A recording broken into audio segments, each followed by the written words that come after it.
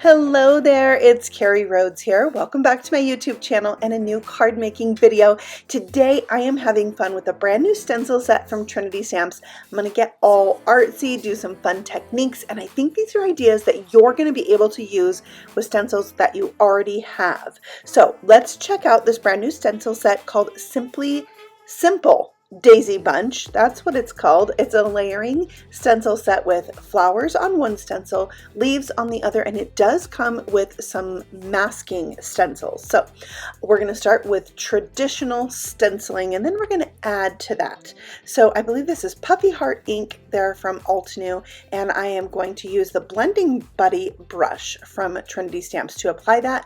It's a short, squatty little brush that's easy to hold, and the brush is domed. It's kind of rounded, and it just is like so easy to put down a lot of ink at once, and I love that. Easy coverage, quick stenciling. It's fabulous. So I'm doing just a little bit of a darker edge, which actually doesn't end up mattering with the technique that I'm going to do on this, but it looks good. The stencil looks good even if you just do the stenciling and leave it. It's a gorgeous stencil set. So next we have Parrot ink. I'm putting down, this will be my lightest color. I am going to do a darker color on this one as well. I love this bright, vibrant green.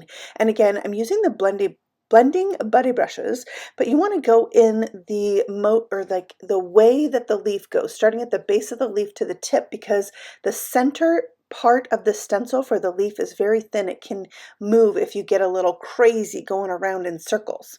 All right, so next we have the center of the flowers, which is on the same stencil as the flowers themselves, but adds a really good finishing touch. So there you have it, just stenciled. It's gorgeous. So I stenciled this and set it aside and came back to it later to make a card. Now when I'm planning out my cards, I always like to sketch them out and take notes. And now Trinity Stamps has this brand new sketchbook, which I absolutely love because I already have been sketching out my cards just on regular paper, but you can see it has a diagram there where I can easily fit the exact size of card I want to make. Like, it's already there for me. I don't have to worry about drawing out a little rectangle and it being to the right size. It's just a really handy tool. It's got grid lines in it.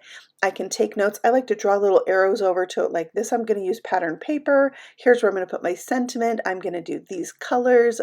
You know, I'm going to cut this out is what I decided to do. There is no die for this stencil, so I'm going to be fussy cutting this out. And then I'm deciding where I'm going to put my embellishments, maybe what colors I'm going to be using.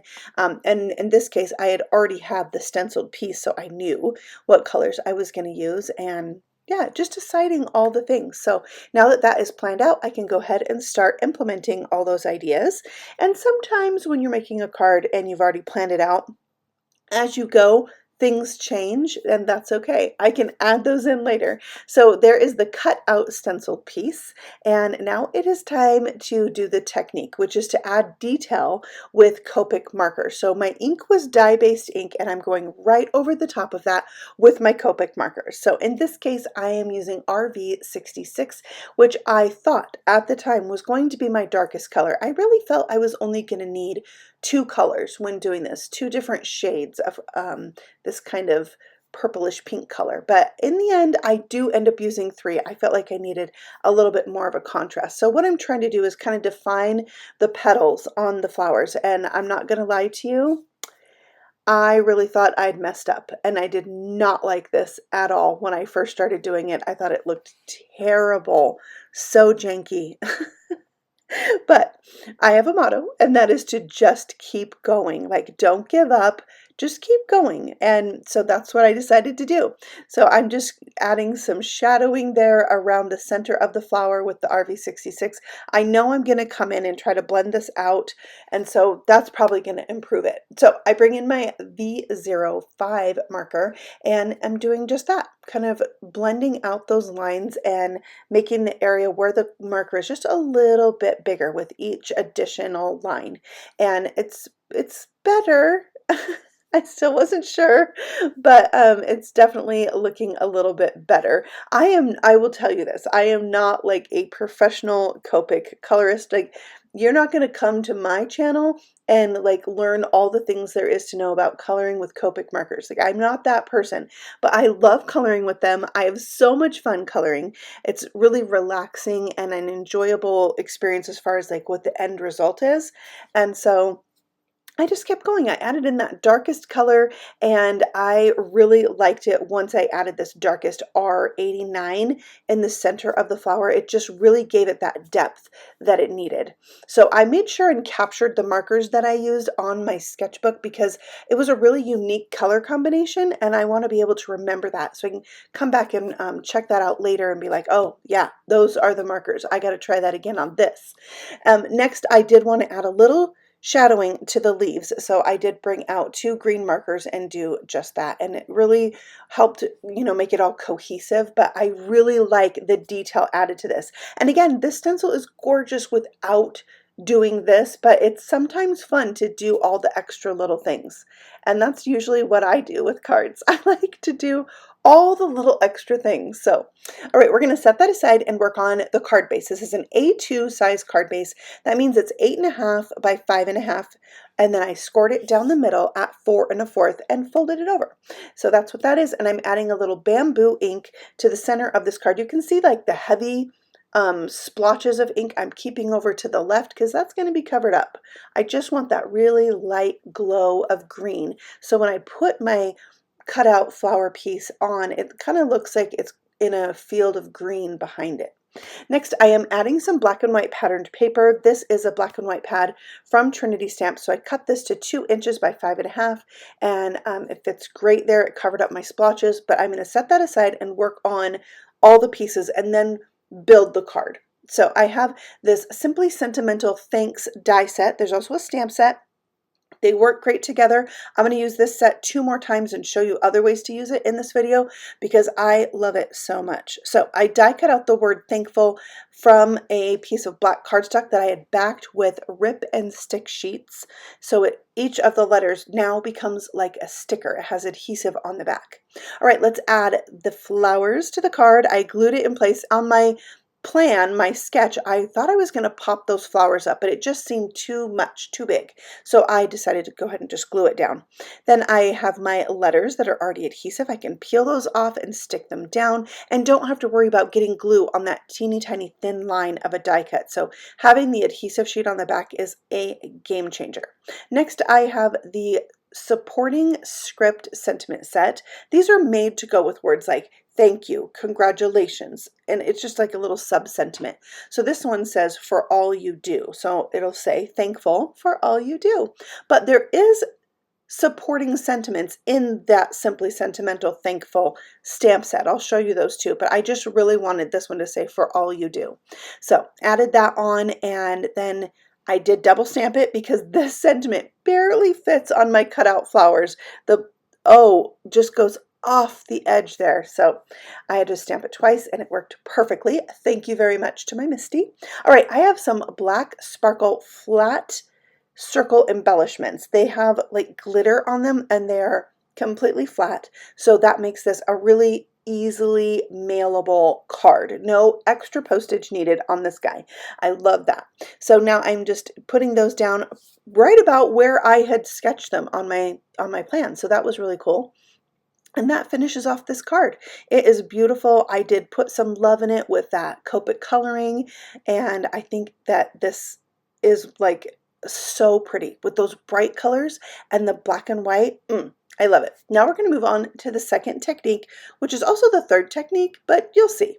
And I'm going to use Lunar Paste with my stencil and this black and white striped paper.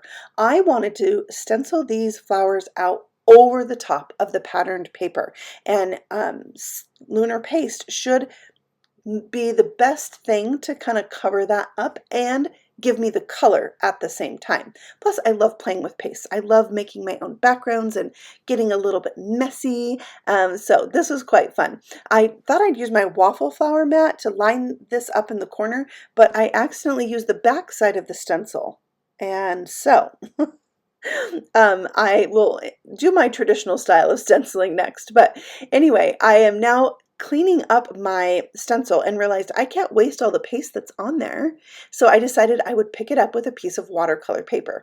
And it was kind of like, it's fine, but you know, keep going. So I picked some more up off of the glass mat and got a little more green at the top, and I was fine. I set it aside to dry, and I also had to let this stencil piece dry for quite some time. Like I just went off and did something else, came back to it, and now I'm going to add the flowers. And for the flowers on this one, I'm going to use the Prom Queen. I was maybe going to use that more purple paste, but I just decided I had to go with this bright pink. If you're like into anything Barbie, making Barbie creations right now, this is the color right here. It is so Barbie to me. It's so bright and cheery. So there you go. Use it for your Barbie stuff too. And now I am just covering up those flowers and finding that I can't get it very smooth in the center because it's such a big opening. So I tried to smooth it out a little bit. And you know what? I kind of find the texture in texture paste a little bit charming. So it looks more handmade. I don't know. I liked it. I left it. I was okay with it. But you could use a bigger tool and smooth that out if you wanted. If you wanted it smoother, you could definitely get that look. So now cleaning up that pink stencil and picking up the excess paste and thinking, how am I going to use this? You know, will I use it? Will I use it later? I don't know. I'm going to set it aside to dry, but there was so much pink on there. I decided to do an extra one, and oh, the pink by itself is also really gorgeous. And I still had a ton of paste left on there. I ended up making 3 more backgrounds after this, but I did ink smoothing, just like I'm going to show you here. So I'm just not worried about getting the imprint of the flower. I'm just pressing it and making like a pink background that has some interest. So I did 3 of those also. So next time you hear me in a video saying I pulled out this background from my stash, it's something like that I just kept going and created more of. All right, so while the paste was still wet, I decided to pull out these black baubles and create my own flower centers and just really give it some texture. That's another thing I love when making cards, is to add different kinds of texture. So in this card, we have the paste, and then we have the baubles, and it's really textural. I love that. Okay, so I pulled out that dried background, and my stencil was going to line up really nicely with the flowers. You can see I will overlap some of the green and some of the pink, but I decided I'm just going to go for it and see what happens. And plus I decided to use yellow, and I was thinking, is this the wrong choice? I don't know. This could be all wrong to do yellow, but I knew if I did pink, it would just kind of get lost, and I wanted it to pop. So this is a really abstract look, but oh my word, in the end, I absolutely love how this card turned out. So you got to let me know in the comments below how you feel about abstract art. Do you like this one? Which one of these cards is your favorite? Maybe tell me which technique you would try, but pressing your dirty stencil, whether it's ink or paste, with a piece of paper, and then using that as a background in some way, whether it's re-stenciling it or sketching on it, something, is a really fun way or different way to use your stencils. So I recommend it. I think you should give it a try, but for sure, please tell me in the comments below what you think of this card.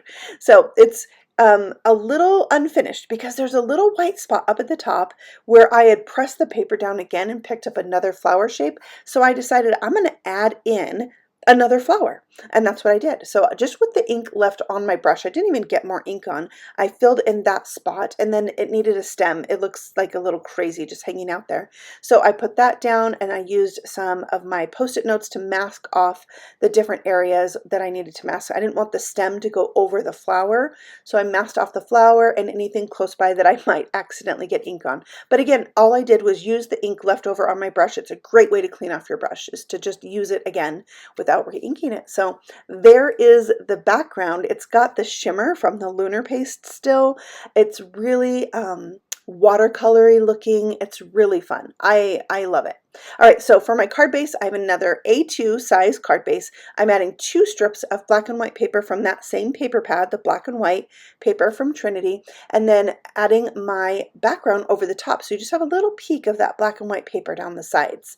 And I'm coming back in with the Simply Sentimental Thankful, and I'm going to stamp this smaller scripty Thankful right onto my card with some VersaFine Onyx black ink, because I felt like it would stamp really bold and nicely over this watercolored background. And then, oh my gosh, the struggle is real. getting these tiny stamps where you want them when they're brand new and they're so sticky. Oy, I finally got it, and it says with a thankful heart. I love building sentiments like that. I think it's really fun. So there we have it, with a thankful heart on my very colorful watercolory background, but we need a little embellishment. So I have these confetti bits that have like a crimped edge, and so they're mostly flat with a little bit of a dimension to them, and these are Moonlight, so they're mostly clear but have a little bit of an iridescent finish to them. So I thought that would be really fun on here, just a little hint of sparkle, and they kind of could be like dewdrops, you know, because they're clear. So there you have it. That finishes off card number 2. My favorite of the 3, although I like them all, but I had so much fun with that one. All right, so now what we need to do is go back to that card that is drying with the paste and finish it up. So it also needs a sentiment. This is the larger thankful, scripty thankful in the set. I'm going to emboss that because I figured my paste is raised up and shiny. My sentiment should also be raised up and shiny. So I did black ink with black embossing powder and then heat set that before die cutting it out with the coordinating die. So the dies in this set are really cool because you can die cut out the words like I did on the first card, and you can also stamp the words and then cut them out, and that same die that I cut out my stamped one with could be a shadow layer for the die cut letters. So it's just a really versatile set, like a standalone die set and a standalone stamp set that also coordinate together. It's crazy. I love the Simply Sentimental sets. They have so many at Trinity, but this is one of their newest ones. All right, so I'm adding this now to a card base that is also A2, but it's a different size. It's actually 11 inches by 4 1/4, and I scored it at 5 1/2. So this is going to be a top fold card, and I just love that kind of different fold. This is one of my favorite styles of A2 size cards to make. So now the card is done and dry, and you can see just by sticking those baubles into the wet paste, it held them in place and I didn't actually need any extra glue.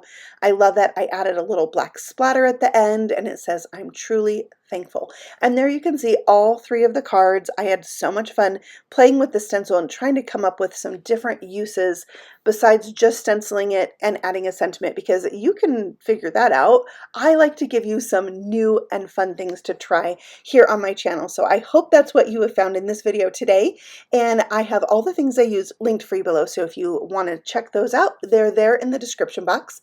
I will have a brand new card making video for you very soon. So if you're new here, feel free to subscribe because I would love to see you again, and I will chat with you in the comments below. Happy stamping!